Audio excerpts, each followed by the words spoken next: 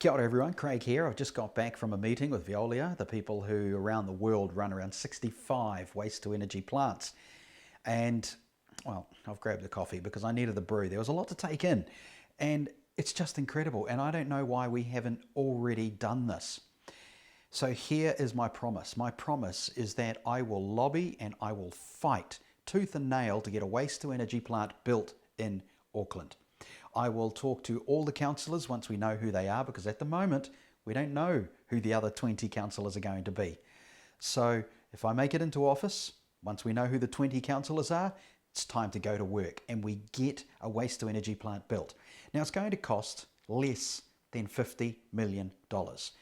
Overall scheme of things, that is nothing for what we're going to create. It can also be privately built if we don't want to find the money ourselves as a council, as a city. I think we can, but that's a detail we can work on further down the track. The main thing to know is for less than $50 million, we could have an actual working waste to energy plant in Auckland burning our refuse instead of putting it into landfill. Now there is still landfill because the last of the waste and the bag filters and stuff like that, which is concentrated of what exists already in landfills to about a tenth, still has to go to landfill. But it's a tenth of what is already in there. Okay, so that's a major point. So fundamentally, we can do this. How it works in a real broad spectrum, without going again into all the details, is it's up to us as a society to think about how we recycle. We split things off, and the only things that go into the waste plant are the things that cannot be recycled or upcycled. So the stuff that just goes into landfill, we burn it instead. Inside the plants, they actually have little cottage industries that are stripping down. Now, I'm not talking about they strip every single nut and bolt and wire and piece of plastic out of a fridge or a washing machine or a dishwasher or a toaster or whatever, but it's the basic, the rough stuff. That gets taken out to be recycled where it should be. Glass forever.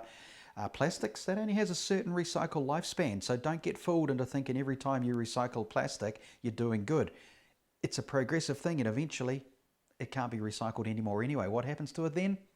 Gets stored or goes into landfill.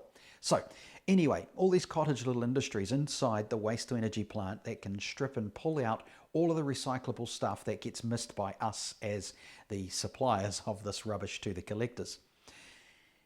The major stuff gets burnt. Great, wonderful. From there it creates heat, it creates power if we want to use steam to turn a turbine to make power, and it's clean. Up there going out of the smokestack, no toxins, no smells. Nothing. It's clean. It burns that hot. Nothing happens.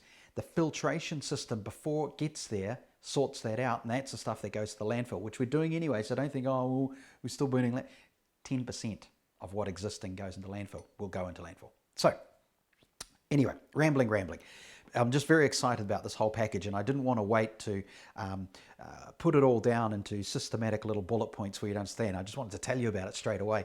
So for under 50 million, we then get all the stuff put in there, cottage industries that can strip stuff out. If there's a steel beam or bits of, I don't know, an office chair goes in there, and you think, oh, well, we'll take out the major steel parts because they can be recycled. The rest of it, yep, straight into the incinerator, burn it, make steam, make power. That's cool. Whatever it is. Here's one that was kind of exciting. Tires. Rubber can be incinerated, no toxins, gone. I know, right? But they did explain to me, we don't want to take every single tyre out there because then the whole incinerator will get taken up by tyres and none of the other refuse will get a chance to be burnt. So, you know, again, there's systems that have to be put in play, there's ways to do it. The fact is that it can now be done. And here's another little point. When we get all gooey and lovey-dovey and hugs and kisses about recycling plastics, let's say we're recycling it into roads or recycling it into other footpaths or whatever, the plastic is still in the ground. There is still leaching. Things still happen. It's now called nanoparticles of plastic. So hang on. I can't taste it, but it's probably there. So this waste to energy plant, to me, is a must. We have to do it. It is a campaign promise that I am going to push hard If I make office, while I'm in office, everything about it is within 5 years, we have a plant up and running here in Auckland. It's now 2019, so by 2024, the whole system. Here's a thing we could do though, because we really want to build it where there's a train line, don't we? That's smart, and there's plenty of spots. But what if, as a council, we went and spoke to Waikato, the city of Tauranga, maybe Coromandel Peninsula, then spoke to Tainui and said, Tainui, the Mary Mary plant, it has water, it has main grid power lines, it has train. How about we all build together a waste to energy plant there, and the 4 communities, Waikato, Bay of Plenty, Coromandel, well, Coromandel's part of Waikato anyway, but you know what I mean, the peninsula there, Auckland, trains straight into Mary Mary waste to energy plant. When there's excess power, we sell it off. Okay, the power isn't going to pay for the waste to energy plant because it's only about, you could sell it at what, 6 to 8 cents? It's not going to pay for it, but it's something that's better than nothing, isn't it? Here's another cool thing. If the waste to energy plant was based in Auckland rather than down in Tainui land, if it was based in Auckland, you could actually have a micro system of power. It could power in a disaster, assuming the plant was still running, but then you'd have to go to the backup generators, assuming they're still running, but you know what I mean. Plan A, Plan B, Plan C. It could run the hospital. It could run some core buildings like civil defence, police, fire, basic council functions, pump stations, water supply, sewage. That plant could actually run those, because for around about 400,000 tonnes of burning waste will power roughly 48,000 homes. So don't think now that a waste to energy plant is going to power all of Auckland. It's not going to happen. But it can power a segment of Auckland, the special parts, the parts that need it.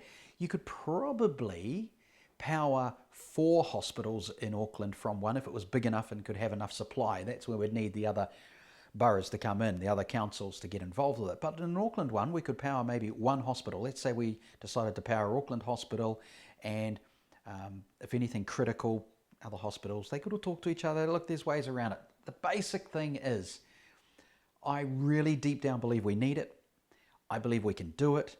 If I get your backing to do it, then that's going to make it happen, isn't it? Because if all of you say to the 20 new councillors that turn up in October to the meetings, hey guys, we want a waste to energy plant, and that's what you're going to vote, because that is why we put you into our local to be our councillor, is we want a waste to energy plant. We want you to back Craig Lord. We want the vote to go through. We don't care if the council pays for it or if we have a privateer that buys it and then we put in Veolia to run it. Doesn't matter. We make it happen. But it's up to you. I can't do it on my own. I need you to go to the councillors once they've voted in and say, his plan, waste to energy plant, let's build it. We find the spot, Onehunga, Helensville, just south, maybe we go Pukekohe way. It doesn't matter. And here is one final little thought on it. He said in Japan, they actually have waste to energy plants where you walk down the street and you see houses and you see some skyscrapers. One of them happens to be a waste to energy plant and you don't even realize. They're that good. No smoke, no smell, nothing but goodness can come from this. I'm going to carry on drinking my coffee. Thanks for listening to my little ramble here. I know it's one of many things that have to be done, and it's more on spending money than saving money, but it's money well spent in my mind. We've got to find it. We've got to put it somewhere. We get it all happening. We get all the little industries around it. We just make it happen, okay? Look, I could rant on for an hour about this, and it probably just would be random rambling. You get the picture, don't you? You know what I'm on about here. Let's make it happen. Vote Craig Lord for mayor, and let's get a waste to energy plant into Auckland. No, I'm not going to make you a coffee. Go make your own coffee.